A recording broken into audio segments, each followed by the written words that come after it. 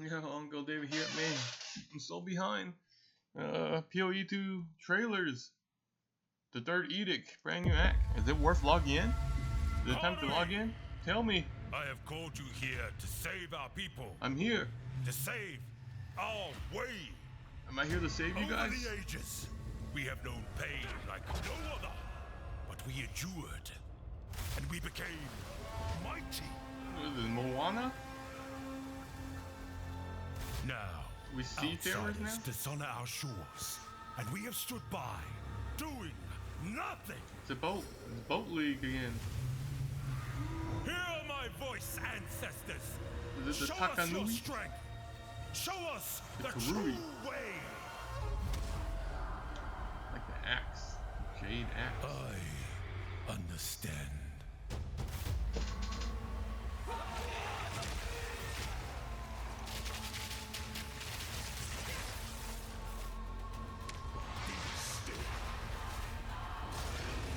Ooh, the shark. Yes, I'm very familiar with sharks. Shark feet. The bird thing from the trial is so annoying. That looks pretty good. Boom. Purple psychic 8. That thing looks ugly.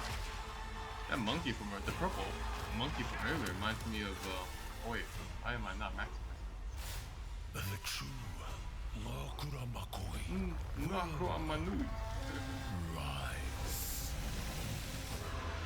Ooh. Act 4.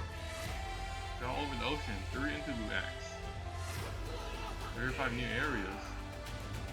That was like the poop place from the 24 new bosses. Poop place from the small blue boss from PoE1. That's the skill we were. Spiral. And the fire Rasengan. In-game maps. New items. Notables. Sprinting. That's the best thing. Trade system. Trade system I already saw a little bit where you get to trade while you're offline. This. That's the shadowy place that you're not supposed to go, Simba. Don't go down there. Don't go down there, Simba. It's scary down there.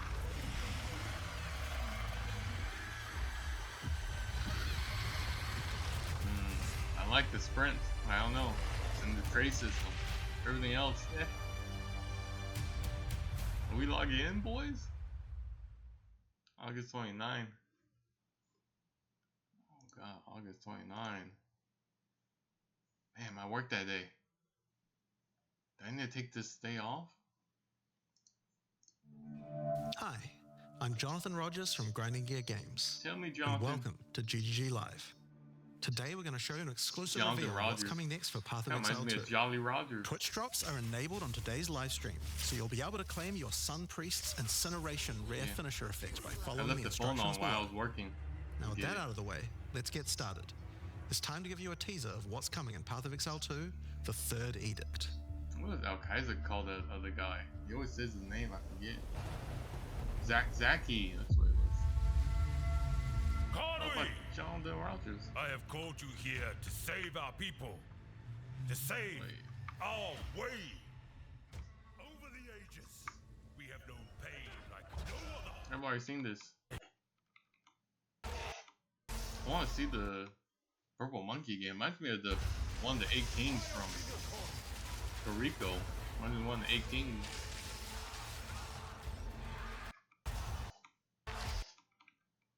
What was the point of me watching that previous thing? They're like traveling from island to island like seafarers. I saw the interlude act. You get a unique support gem, new items. This.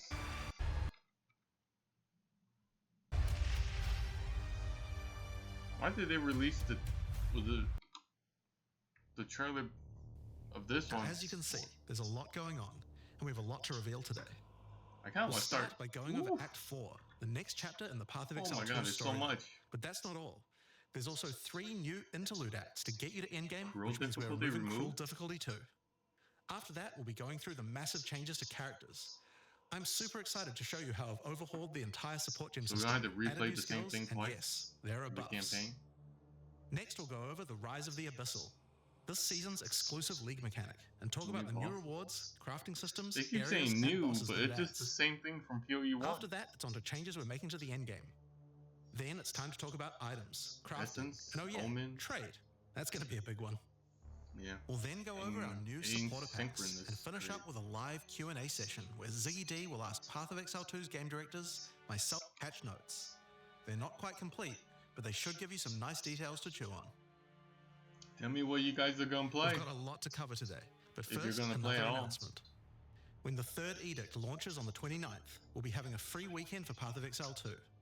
That's right, Path of Exile 2 will be free for the first time without requiring an early access try. The story continues from the end of Act 3. Doryani has agreed to help you find an ancient weapon that can be used against corruption, the instrument of the third Edict. The weapon was broken in ages past, but he believes that the pieces may be found in the Karui Archipelago, the home of the Karui tribes. Karui. You will need to journey to Kingsmarch, Ooh, King's March. hire a ship, and set sail. Boat League. When you open the map, you can choose to sail anywhere you like.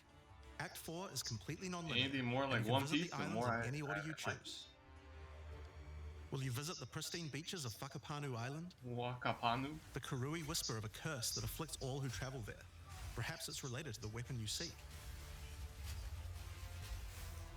Or maybe you will visit the volcanic shores of the Isle of Kin. The Kin have been more restless recently, mining for sulfite and driven by some dark force. Sulfite? Perhaps you will choose to consult with one of the local Karui tribes. Are they playing sulfite Their in ancient here? wisdom could hold clues to finding the third edict. No I matter don't where even know you what choose to edict go, you means. will fight dangerous beasts, Oh my god, it's that scorpion.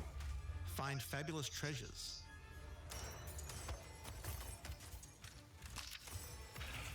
Those are some and not battle very good incredible treasures. bosses. A challenger! The Monkey King. Yamasi. Yama the White. Look like a chaos. There are 8 islands to discover, each teeming with its own flora and fauna. Act 4 contains over 100 new monster types, 16 new areas, 12 new bosses, and plenty of other interesting encounters. Her There's a tits huge are amount to hanging show, out. but The we're not going to mermaid. spoil too much here. We want to give you a chance to discover it all for yourself. Mermaid's What the happens Brine after King. Act 4? Well, until now you had to repeat the entire campaign again before you could face the endgame. Yeah, it was terrible. But after adding Act 4, the game is far too long to make you do that. We needed something else to do in between the end of Act 4 and the endgame. So what else could we do? Add 3 new mini-acts, of course, and we're calling them the Interludes. The Interludes are a set of 3 temporary side stories that will be included in the game until Act 5 is released, that will take you to level 65 where the endgame can begin. The first interlude sends you on a journey back to Ogham. Curse of Renly has Fulton. been leading the efforts to rebuild Ogham Village after the defeat of Count Geonor, but there's a new danger afoot. The nearby town of Holton is surrounded by an impenetrable darkness, and each night their corrupted townfolk emerge to raid the local farmlands. Okay. You will discover new areas and new bosses. Blades of the Mist. Shield. You'll need to find your way through the darkness, This is just the uncover the source of corruption, Wildwoods. Soon you will serve our master. and Copy defeat like 3 leagues in one. I shall dance with their corpse. And that's just the first interlude. The second interlude will have you return to the Vasteri Desert, where Asala has been given a sacred duty. When the skies align, the gifting of water requires a chosen Sekima to meet with the Selkari, guardians of the sacred water, but they're nowhere to be found. You will need to track down the Selkari, What's that buff up there? find those responsible for disrupting the gifting, fight even more new bosses, This thing. discover a the gun? secrets of the ancient ritual, discover new locations, and ultimately help Asala carry out her sacred duty. Now for Interlude 3. Doryani's contingency. As Royal Thaumaturge of the Val, Doryani had plans within plans to save his people from the cataclysm perpetuated by Atzeri's lust for power. One such plan involved sealing a group of willing Val deep in a great mountain vault near the home of the Asmeri, deep enough to survive the cataclysm. Even though thousands of years have passed, he believes that their descendants may still live, and may be key to defeating the beast. The journey up the mountain will be dangerous. New foes stand in your way. Frozen Talon. And the Rock. further up the mountain you venture, the colder it will become. Explore caves of ice and enter the vault itself. Oh my god. Who can say what you The will vault find of within? Aziri? The interludes are 6 to 7 areas each and generally include 4 boss fights as well. When you put that together with Act 4, that adds up to 35 new areas in the campaign and 24 new bosses.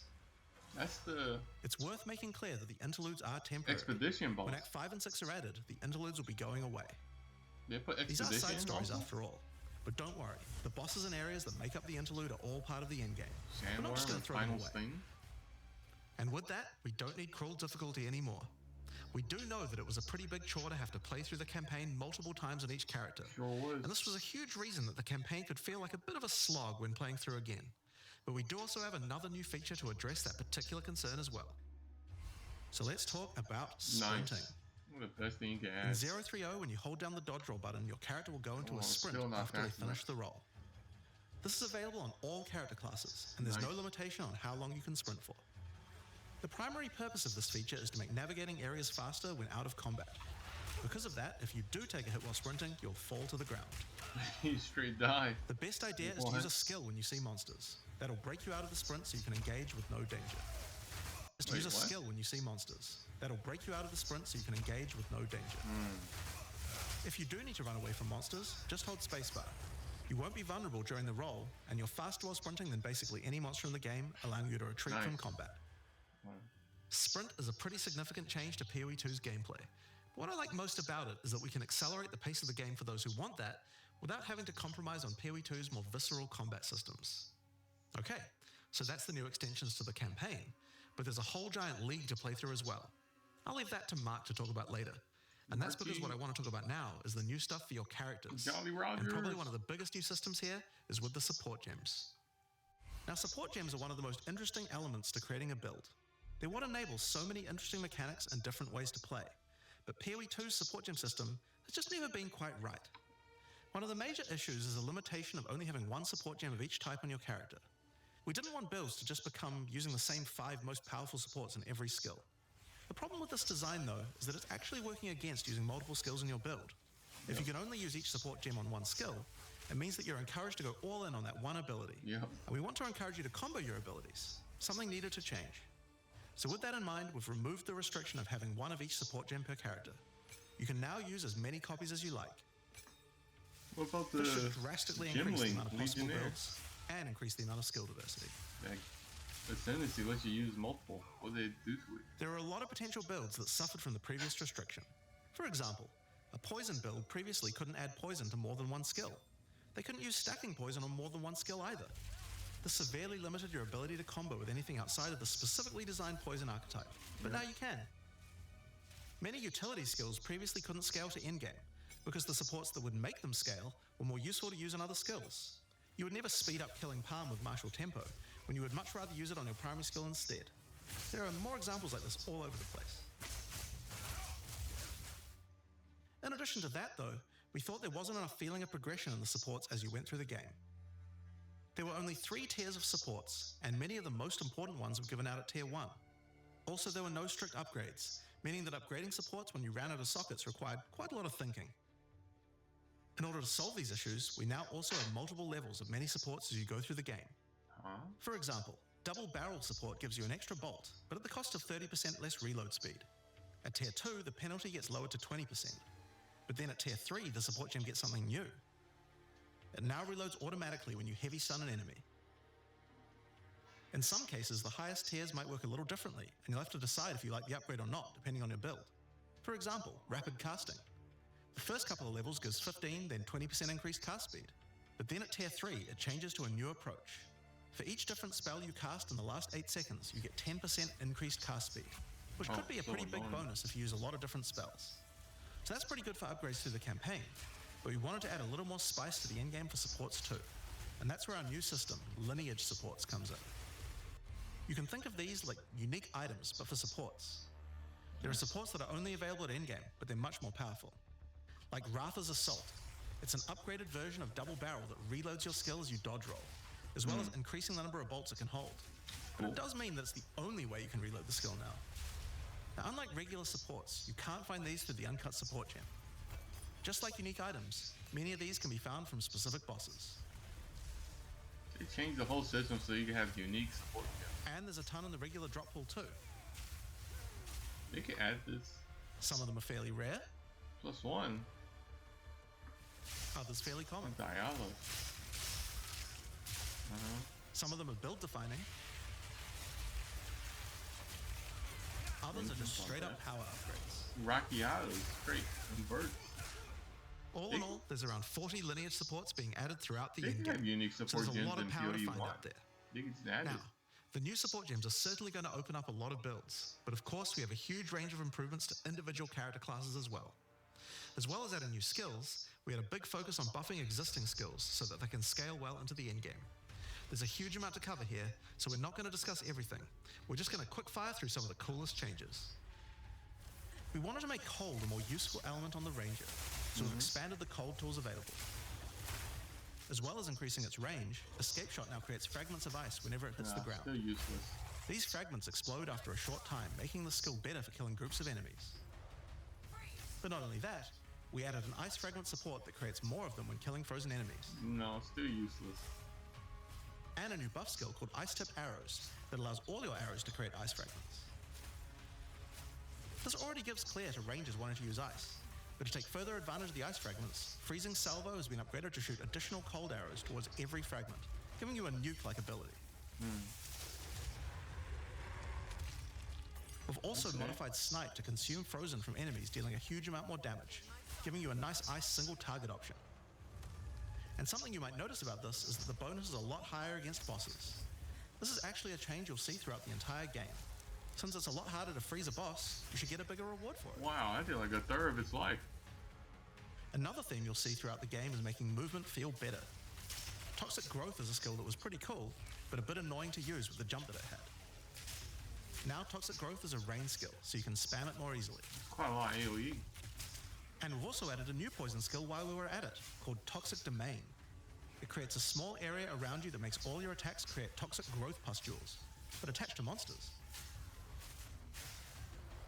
Another skill that was annoying to use was Electrocuting Arrow. It's now just a regular arrow, making it easier to use. But it also means you can support it with projectile supports. And it now also has Area of Effect, making it a tool for more than just single target, and allowing it to scale into the endgame. Okay. We also added a new spirit reservation called Mirage Archer.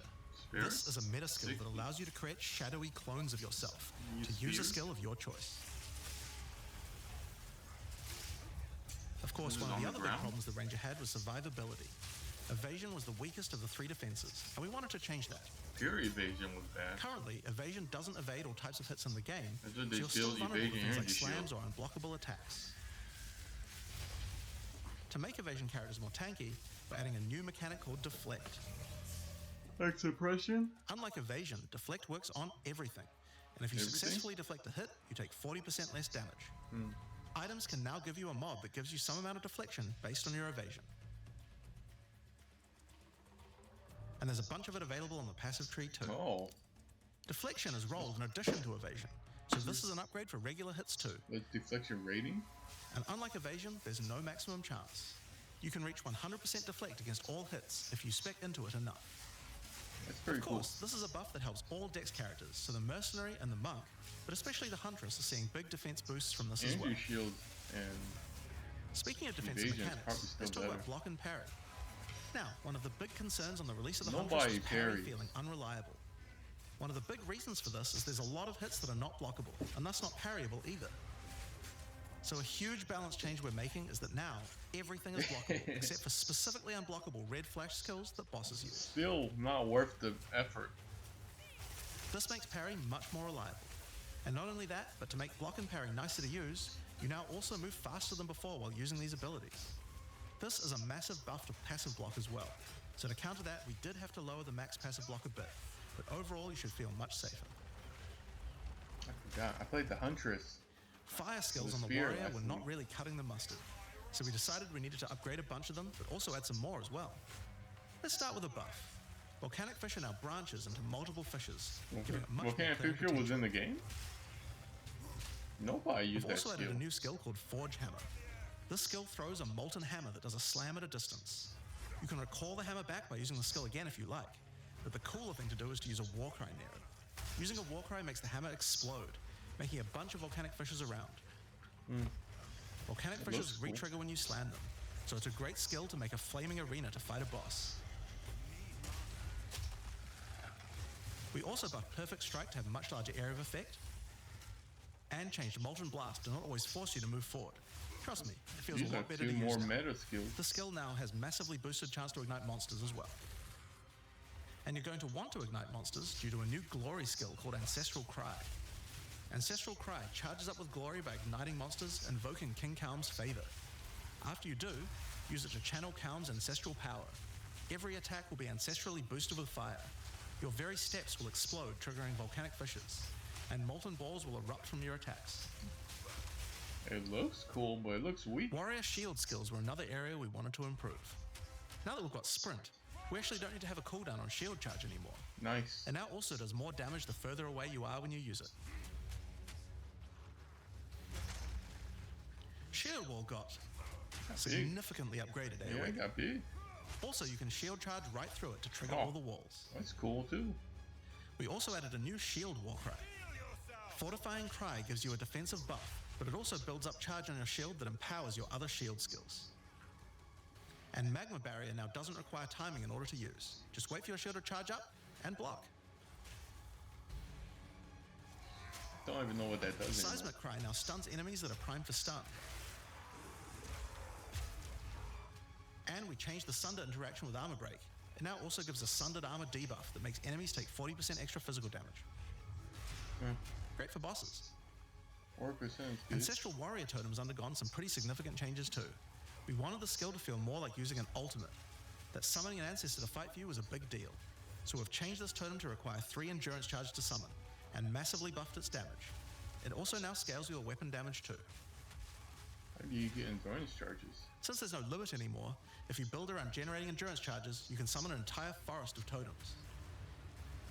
They have to put a limit In on order it. to make that easier, we added some new sources of endurance charges. It's gonna There's get now a support to make ridiculous. Perfect Strike generate charges, and a support for generating endurance charges from heavy stuns as well. Then crash the server, you have 1,000. Speaking of totems, totems. we wanted to upgrade the Warbringer. Among the other changes we've made to this class, Answered Call now gives an extra totem, and the spirits have just been generally buffed in many ways. Use it with your limitless ancestral warrior forest to make an army of Karui that would make Tukahama proud. We've also merged the Great Wolf Howl and Warcaller's Bellow support, so that you can get all the benefits with one point.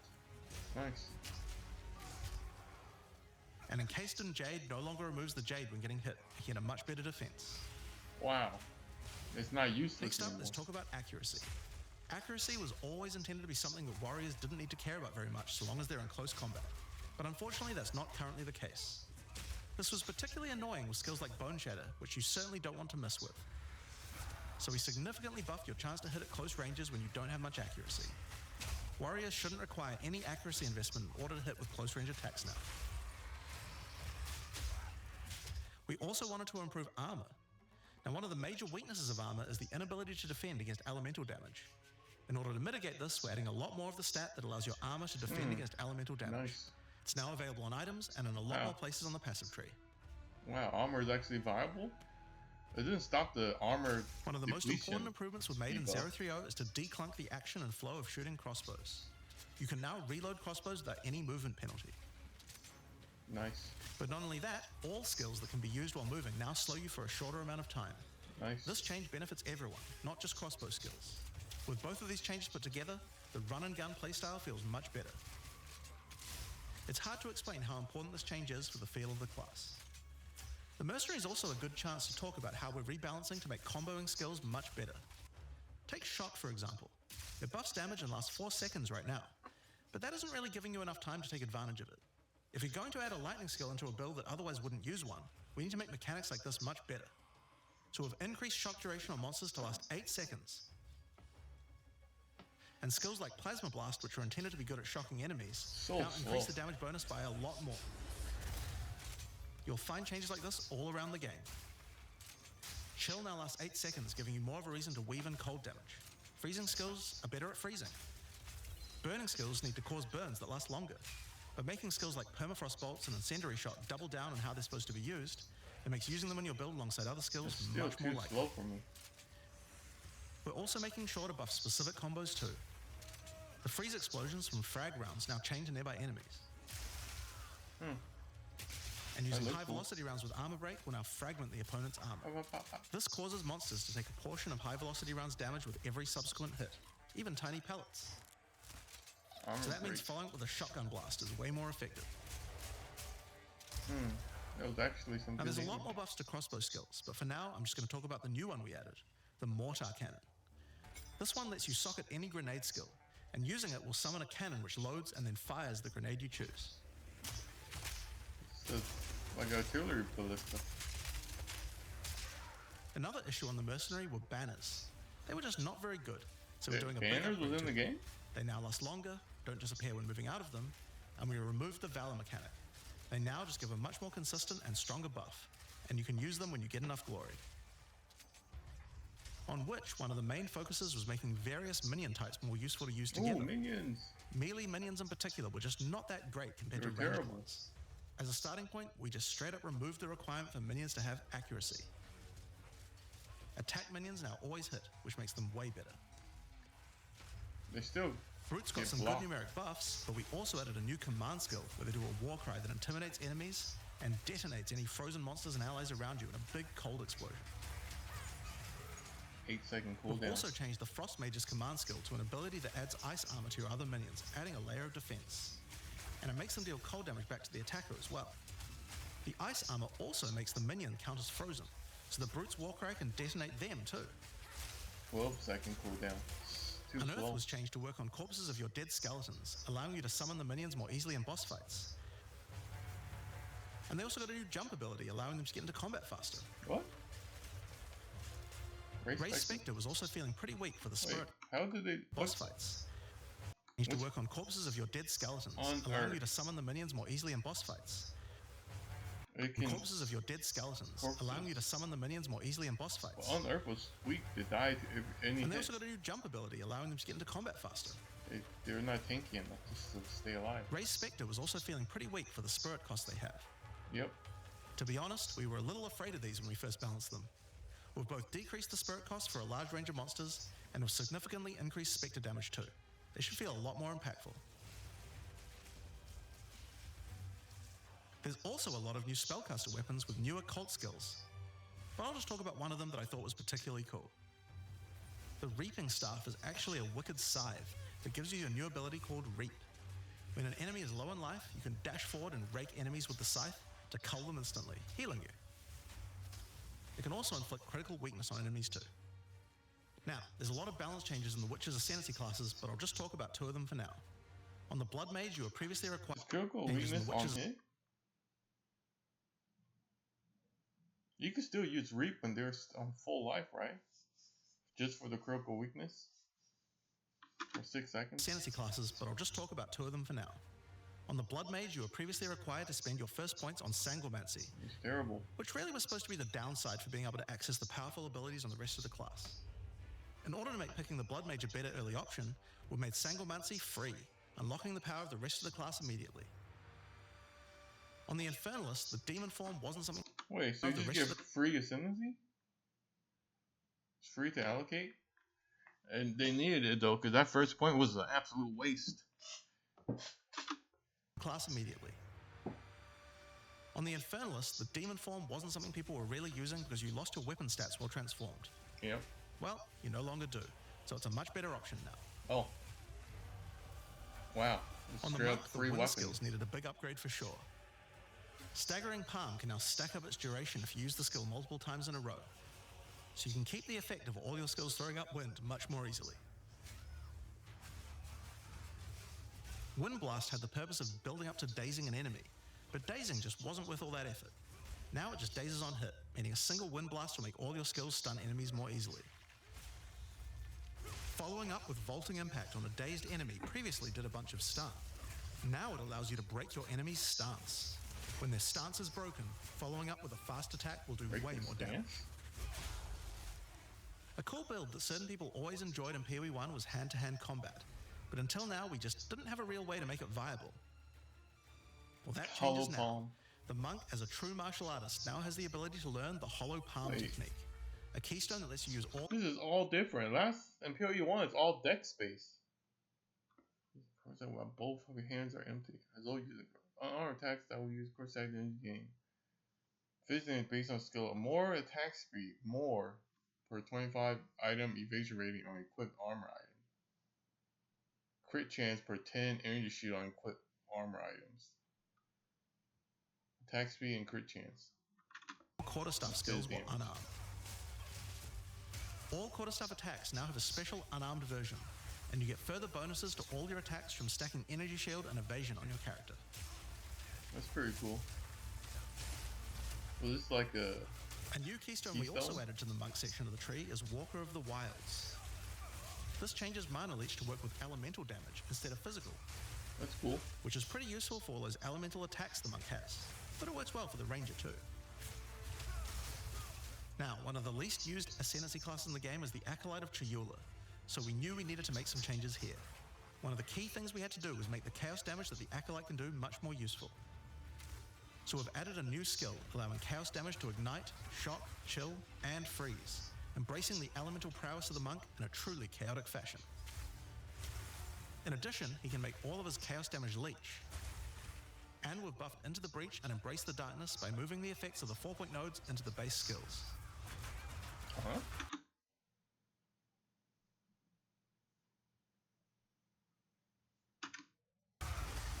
He also gains a new notable, Grasp of the Void, which leaves void illusions behind you as you dodge roll. If they're killed, they do massive explosions of darkness, dealing damage to everything in sight. Now let's talk darkness, dealing... While active creates a short illusory copy of yourself whenever you dodge roll. The copy can be damaged by enemies, and copies that are destroyed by enemy will cause damage explosion. Copies created this way have 1 life. But there's a 4.5 second cooldown. That's a lot of attack damage. I kind of want to see the gameplay. He also gains a new notable, Grasp of the Void, which leaves void illusions behind you as you dodge roll. If they're killed, they do massive explosions of darkness, dealing damage to everything in sight. No, it's useless. Now let's talk about sorceress skills. One of the things we wanted to improve on the Sorc is the ability to use multiple elements together more effectively. Now, this might seem small, but one of the things pushing you towards using a single element is debuffs like elemental curses, which lower resistances of a single element. In order to fix that, we're making quite a lot of game-wide changes to these kinds of mechanics to broaden what they apply to. So for example, there's no longer 3 curses for fire, ice, and lightning. Instead, there's just a single curse that buffs all 3 at the same time. Okay. And things like Frostbomb, which gave you cold exposure, now give elemental exposure. You can use it to buff any of your other skills. Convenient. We also wanted to make switching between different weapon sets smoother, so you can use different elemental staves more effectively. To do that, we've removed the weapon switch time, and now happens instantly. Nice. This applies game-wide Ramping. Ramping. Now we didn't just want to stop there. We wanted to add some specific mechanics that work between different elements, and that's where elemental infusions come in. Certain skills can now drop elemental infusions. For example, when a frostbomb explodes, it leaves behind a cold infusion on the ground.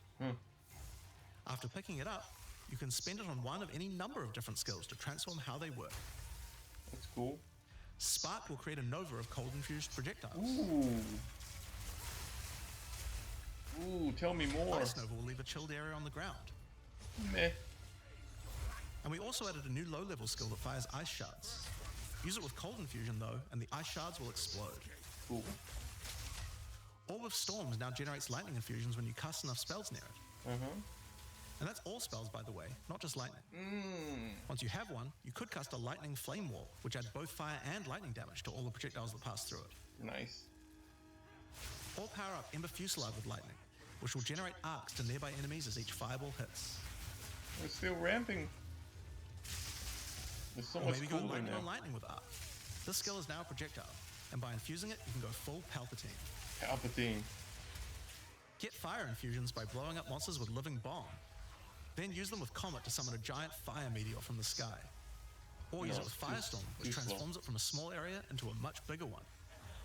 Firestorm is unique in that it can be infused by multiple different elements at the same time. Firestorm is useless. Add an ice infusion to rain down ice at the same time as the fire.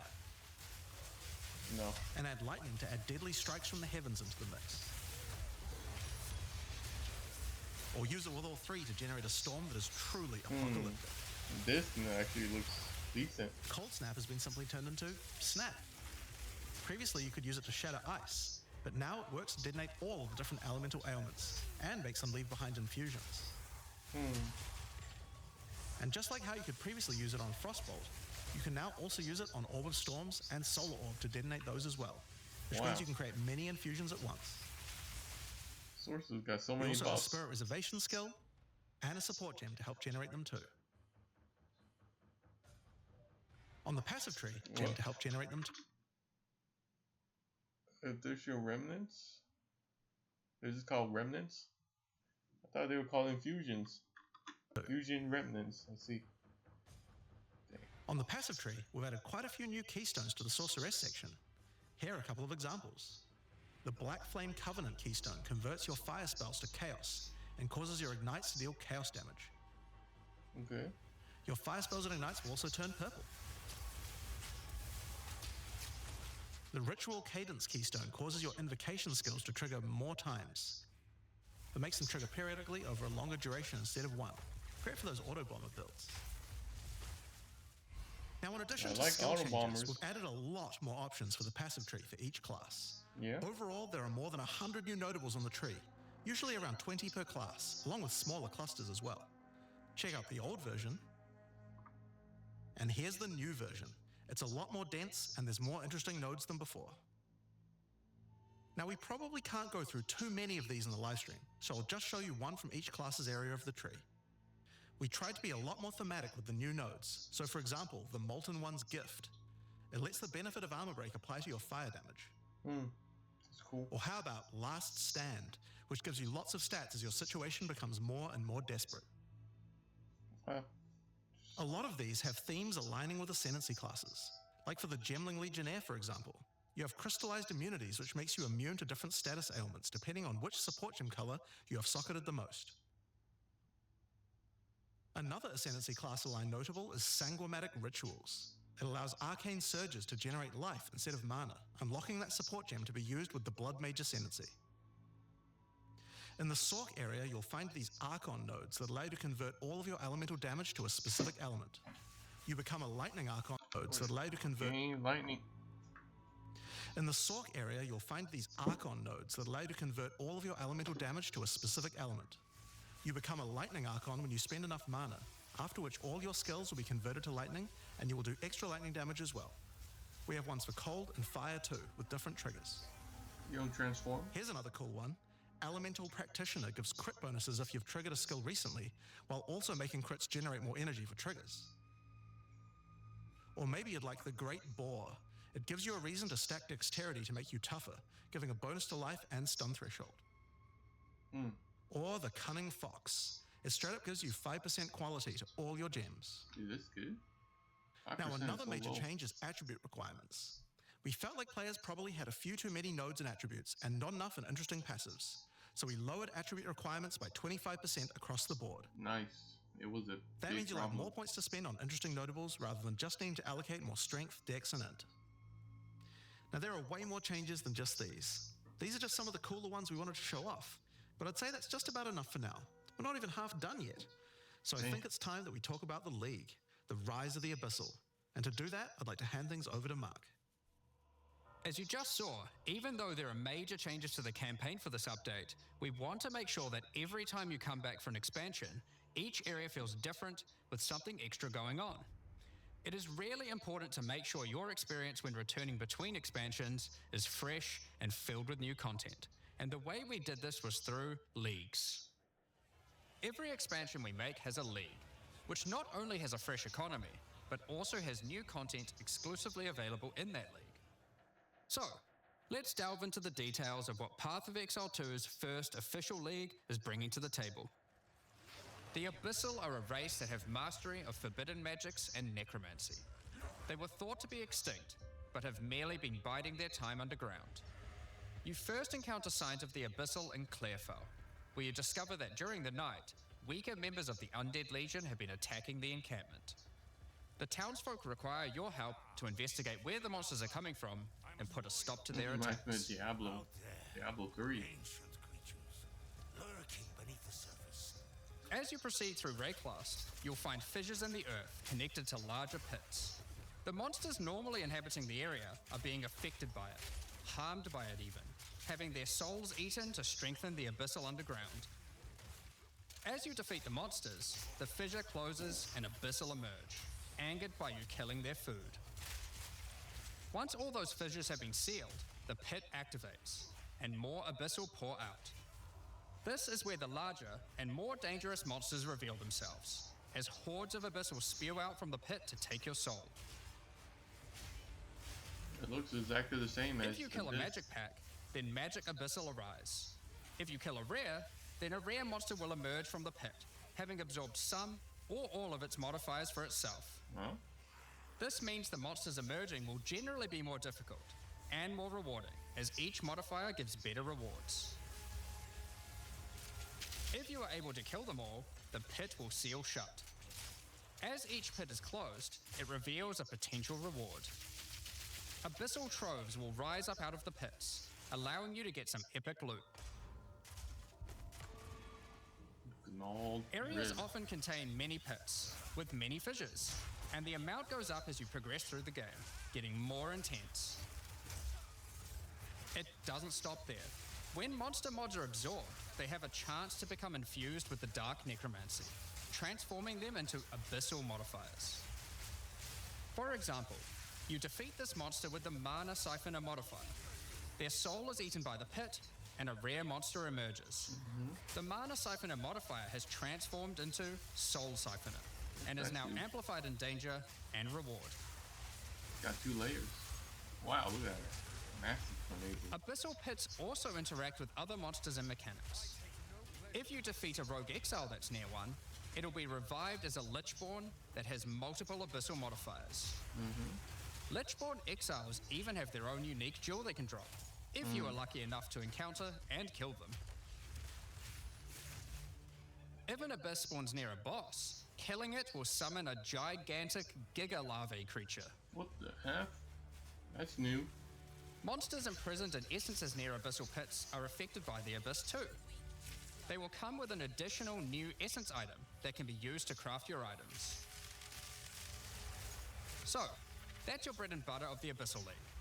Kill surface-dwelling monsters, kill the emerging abyssal, close the fissures, overcome pit encounters, and reap the rewards.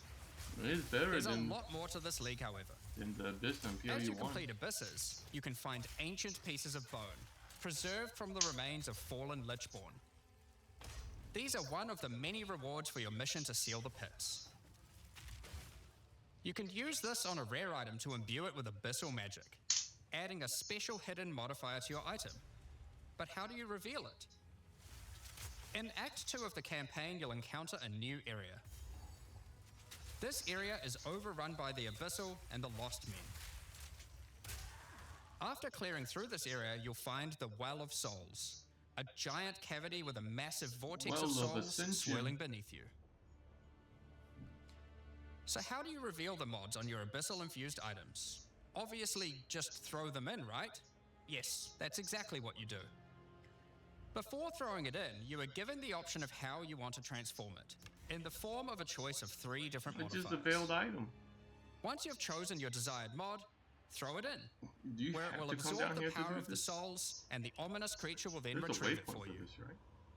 These modifiers can be ones from the core mod pool, You just throw it all into the the way pit. through to specialized modifiers that cannot normally appear on items. It brings it back. During the campaign, It's you so can use slow. it as a way to more easily add useful existing mods. But during the endgame, there is a whole set of new and powerful You mods you just can throw add it to your into the items. abyss and somebody brings it back. Like this mod for after, crossbows like, that allows you to fucking place a an minute. additional ballista totem. Cool. Or this one that adds spirit to your staff. 67 spirit. Or this one that allows you to generate more combo with your quarterstaff skills. Additional combo. I want And to see the speaking of spears. endgame, you can also use the system to craft waystones. Face stones? With a preserved vertebrae fused into your waystones, you can get some new modifiers that push difficulty and rewards to new heights. Here are some examples of those mods. Man, siphoning You ground. always get a choice of 3, so you can avoid anything you don't think your character is capable of.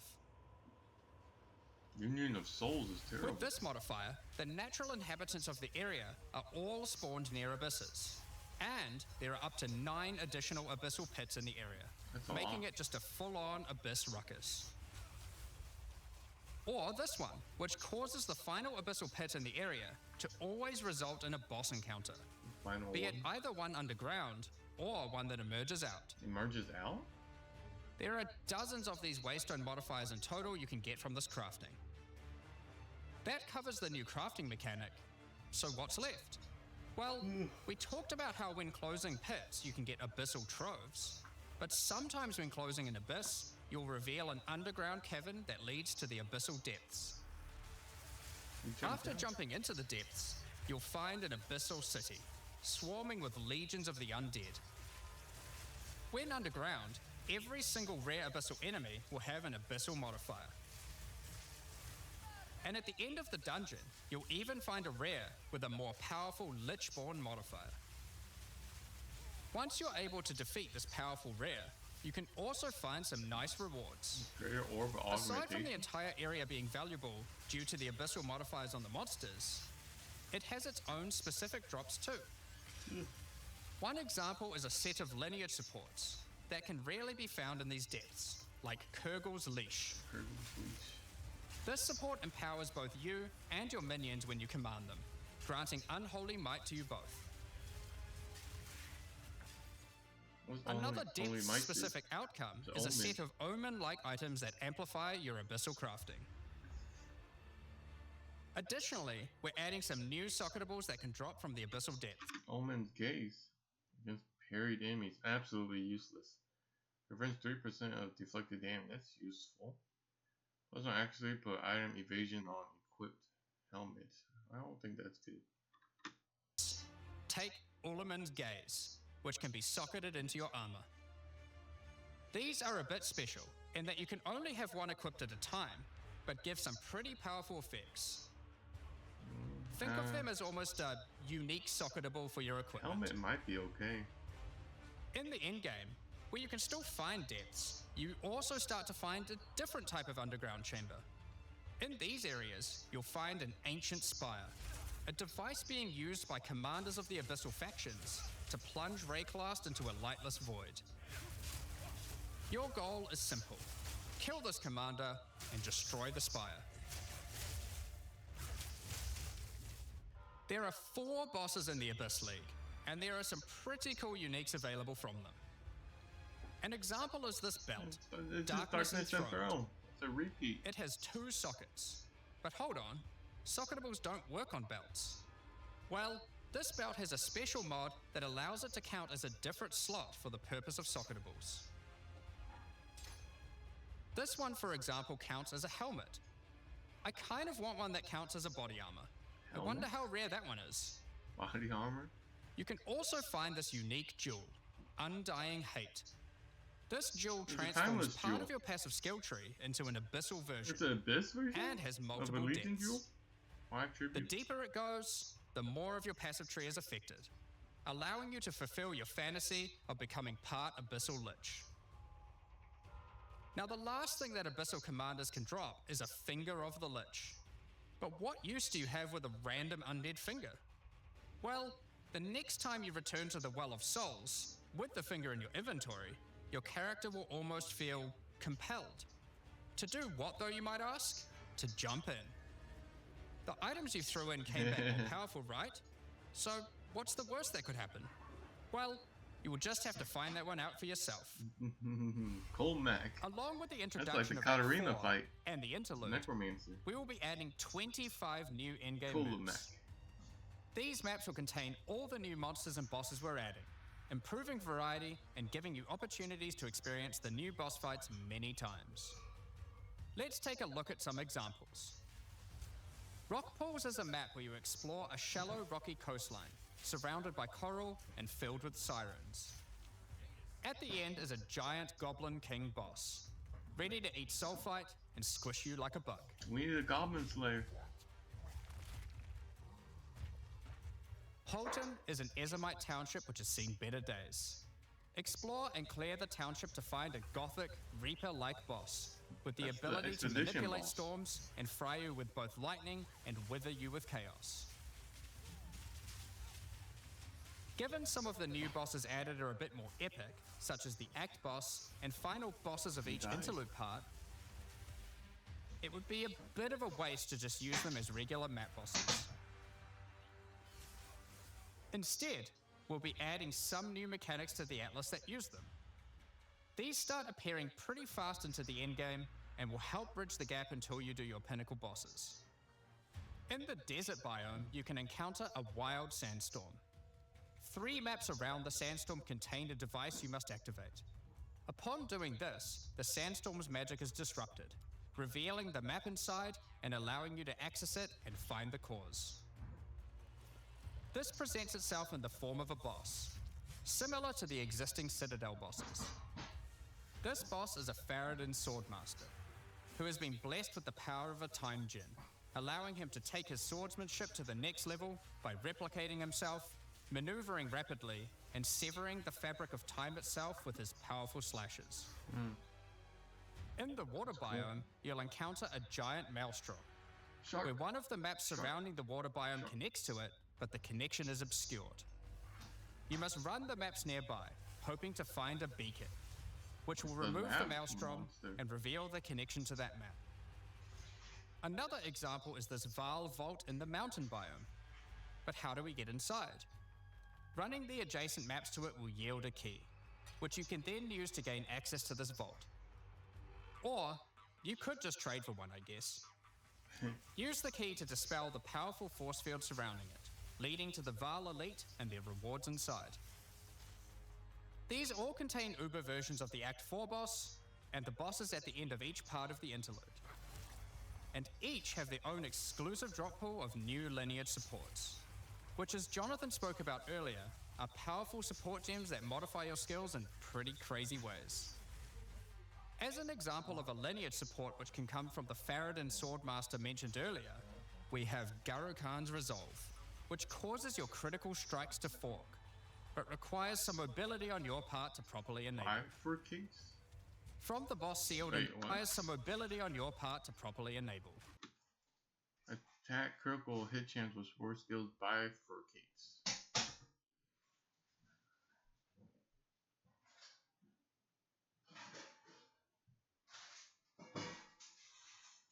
So bifurcate. When I was playing the Spear Huntress, Fort critical hit means it hits them twice. Or something. From the boss sealed in the Vaal Vault, we have And if you land crit on both of them, you do like a triple crit or something. Paquate's Pact, which supports your war cries, causing them to inflict massive amounts of corrupted blood at the cost of your own life. Additionally, some maps can now spawn summoning circles, a room resembling an Ezomite henge. Activating this henge will spawn bosses. It's as simple as that. We'll also be making changes to how affixes on waystones work, as the current prefixes equals good, suffixes equals bad iteration isn't quite hitting the mark. We tried something new here in Path of Exile 2, but after seeing the feedback we decided we actually liked what we had in Path of Exile 1 more. Like Path of Exile 1, each affix will now be both difficult and rewarding. Waystone mods now grant an increase to the number of waystones dropped, and an additional specific upside attached to it. This means as you roll your map, they will continue to get more difficult and more rewarding, and allow you to customize the difficulty and rewards of your maps better. For example, the Frostbitten mod, which causes enemies to deal cold damage, also increases the rarity of items dropped as its upside. Whereas the Of Venom suffix modifier, which causes enemies to poison on hit, has the upside of granting increased pack size.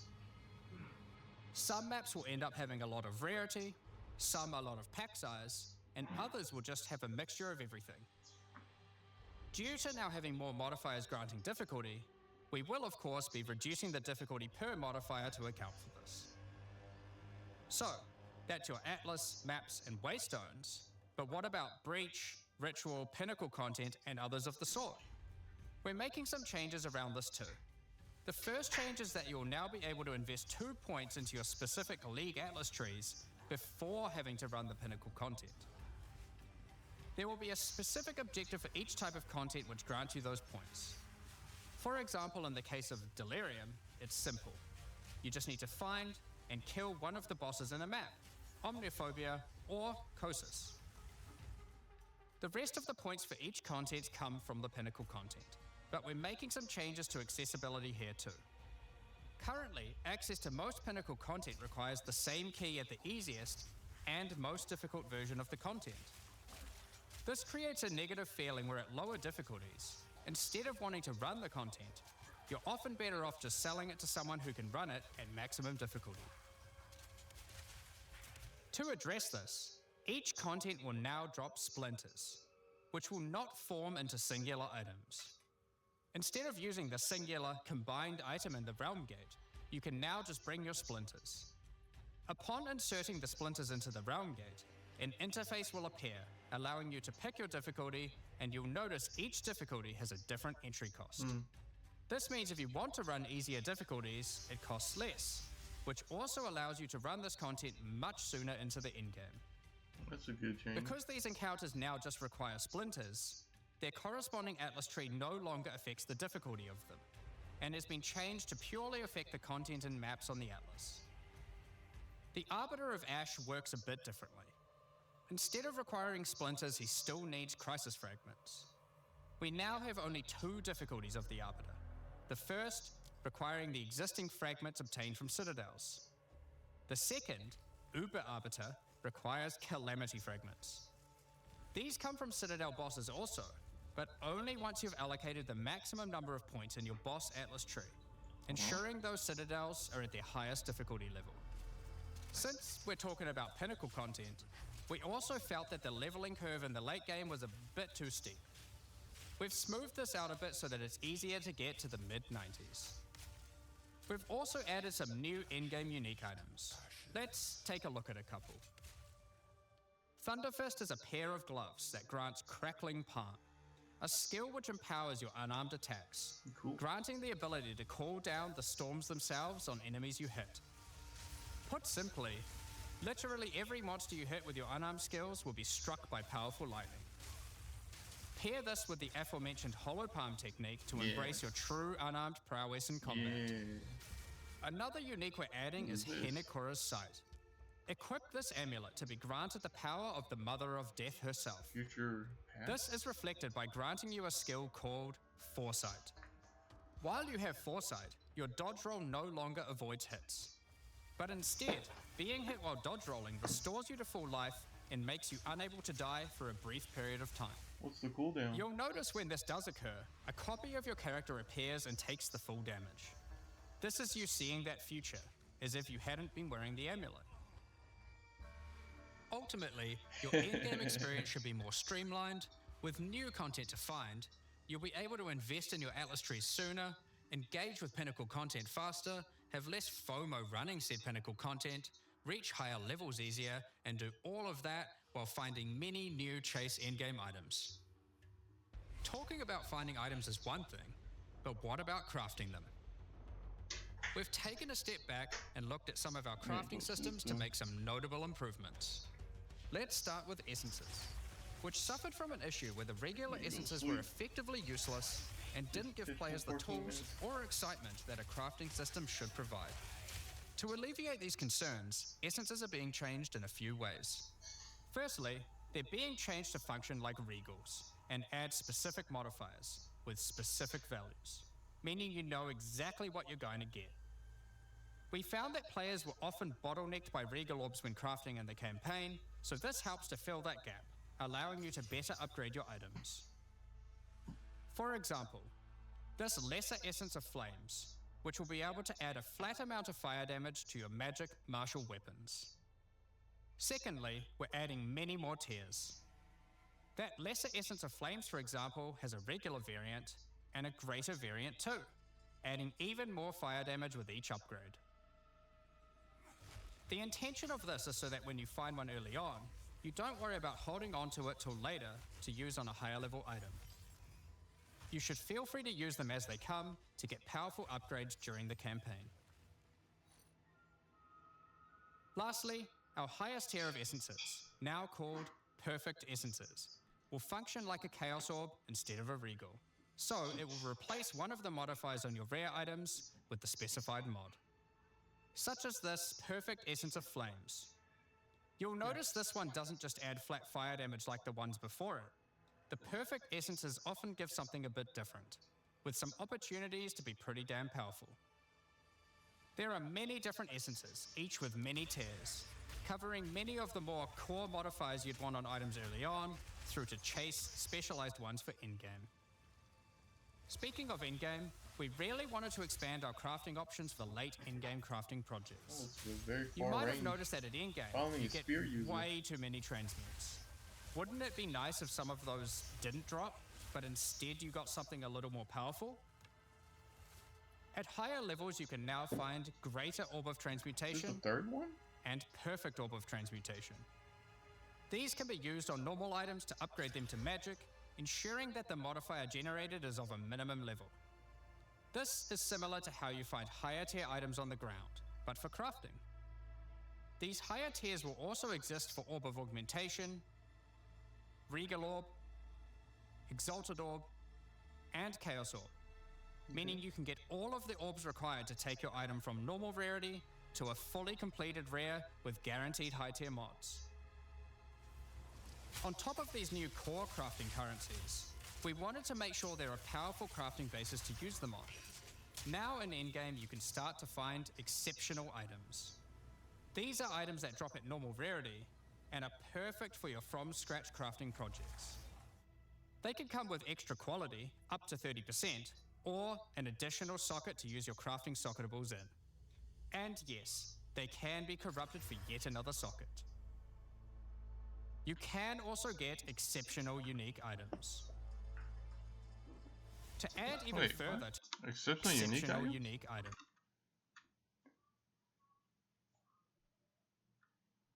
Huh? To add even further to your crafting arsenal, we've added a whole suite of new omens to ritual content, and removed some of the more unimpactful ones that weren't being used. Is ritual always in the game? Some of the new omens include the Omen of the Ancients, which will cause your next Orb of Chance to not destroy the item, but generate a random unique of the same class. Cool. Or the Omen of Sanctification, which is my new favorite class. Does the Omen Not destroy the of item. Ancients, is it guaranteed to become unique? Or the same item class? No, it's if I turn it in, it'll be any amulet. But generate a random unique of the same class. Or the Omen of Sanctification, which is my new favorite. Sanctified? This will cause your next Divine Orb used on a rare item to re-roll the values of its modifiers, allowing it to exceed the normal minimum and maximum values, raising the ceiling on the new most powerful rare items in the game. This Omen will also cause your item to become Sanctified. Sanctified items cannot be crafted, just like corrupted ones, so consider carefully when you use this. Does this say Sanctified? Another is the Omen one. Victory Star Massive Sanctified Great items Hammer. cannot be crafted. Victory Star Massive Great Hammer. How do you know it's sanctified? Oh, it says at the bottom. Become Sanctified. It did get stronger. Sanctified 771, items cannot be crafted, 833. just like Wow, corrupted that's like ones, 60, so consider 60 more carefully when fizz you than use that. this. Another is the Omen of Chaotic Monsters, which will cause your next Chaos Orb to re-roll all modifiers on a Waystone, allowing you to fix your maps if you get some modifiers that are not feasible for your build. It's only on Waystone then use. Besides these examples, there is a huge variety of new omens for you to discover in your ritual encounters. With the release of Act 4, notably taking place in the Karori Archipelago, you'll be able to now find a new currency item, Henikora's Lock. Henikora, the Karori goddess of death, has the power of foresight, and is able to see many futures, including the outcome of your next craft. Oh So- my god, I'm falling asleep. Henikora, the Karuri goddess of death has the power of foresight and is able to see many futures, including the outcome of your next Locks. craft. So, imbuing her lock onto an item gives you that same power too. It's the exact same For as example, in you'll PoE1. know whether or not to use an Exalted Orb on your item, as you will know exactly what the outcome is. Which one is it? So, with all these new crafting improvements, it's safe to say you're going to be making some epic items, and not necessarily just ones for yourself.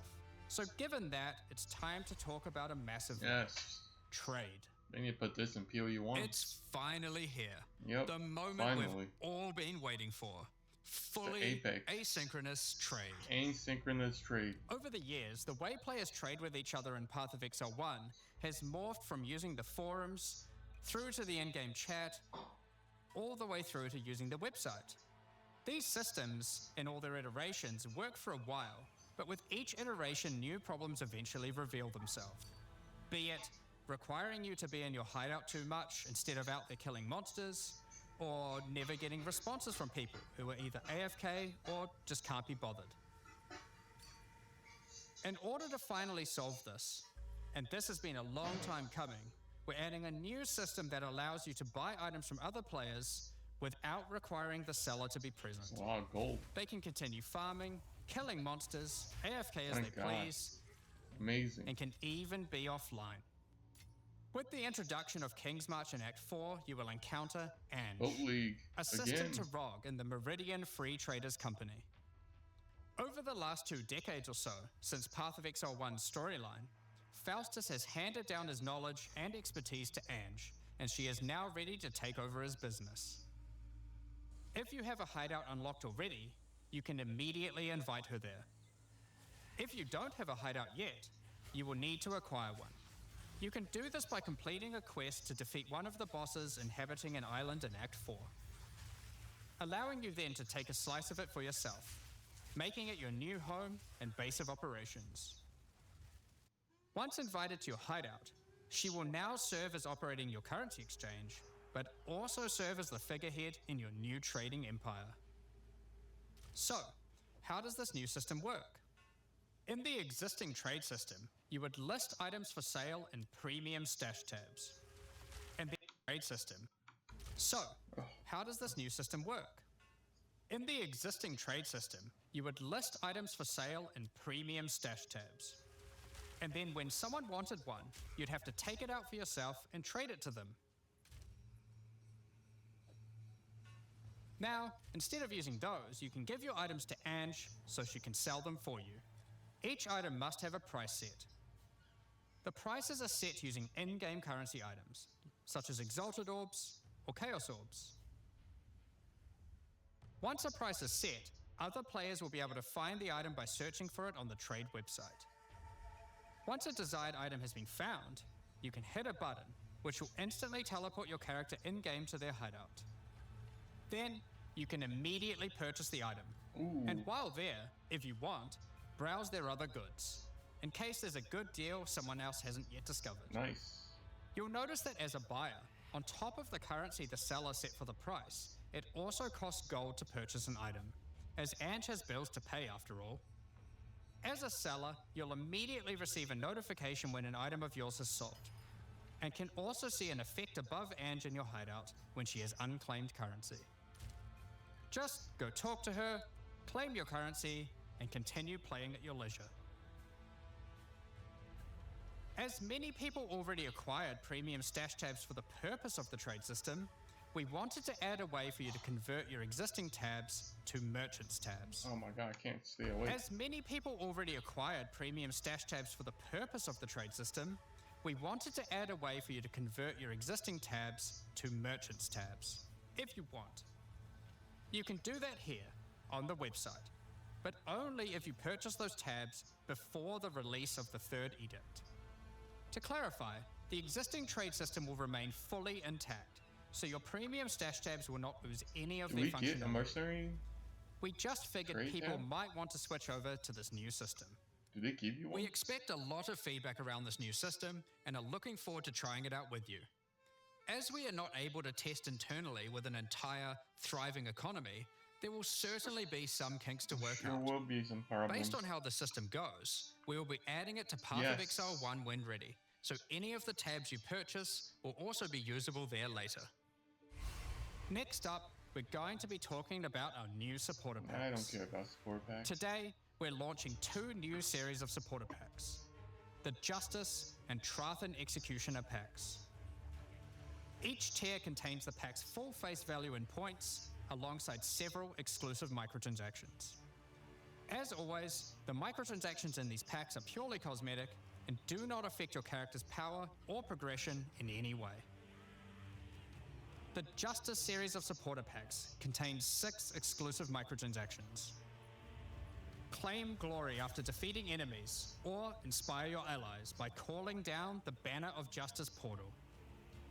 The Sphinx Mystic hideout decoration will identify items for you, displaying them as it does so.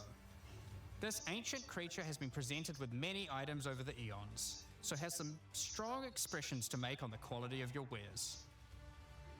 Become a true warrior, worthy of delivering the justice of the eternal gods, with the Apostle of Justice armor set. This armor set also comes with a matching back attachment containing a set of scales to measure your worth. With the Apostle of Justice finisher effect equipped, the Goddess of Justice herself will appear to decide on a verdict for slain unique enemies.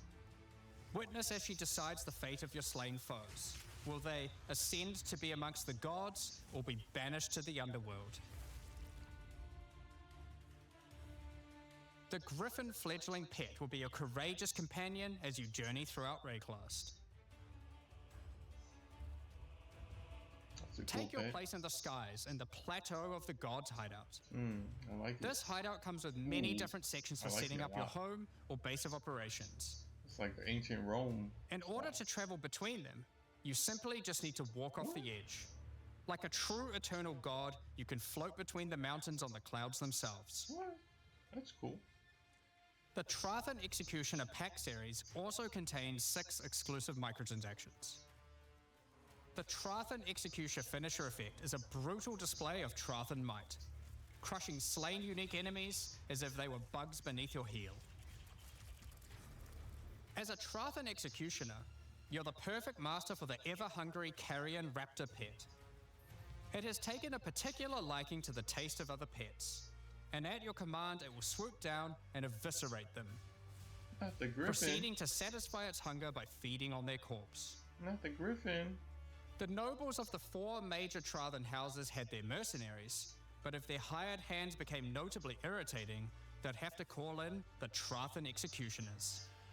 You can now embrace their methods and become brutality incarnate with the cruel Trathan Executioner armor shroud you in scarlet as you crush the skulls of your enemies and leave a trail of blood behind you. Put a skeleton on your back.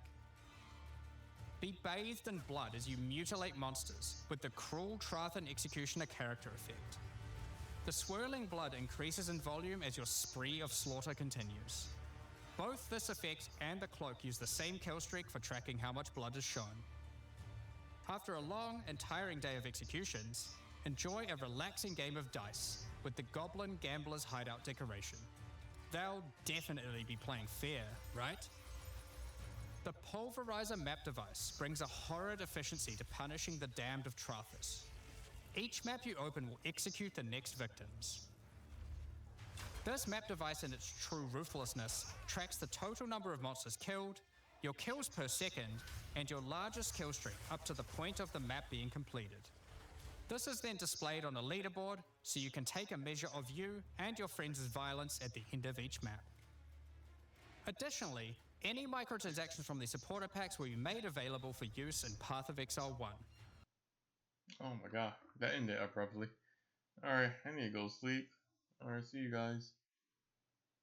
But tell me what you're gonna play. I don't know. I played the Hunters last time with the spear. I kinda like the spear skill. It's like destroys the entire screen. The fastest clearing build I've ever seen. So I'm probably gonna do that again or try some of the elemental stuff. I don't know. I'll do more research. I'll watch somebody else's video to see. Alright, see y'all.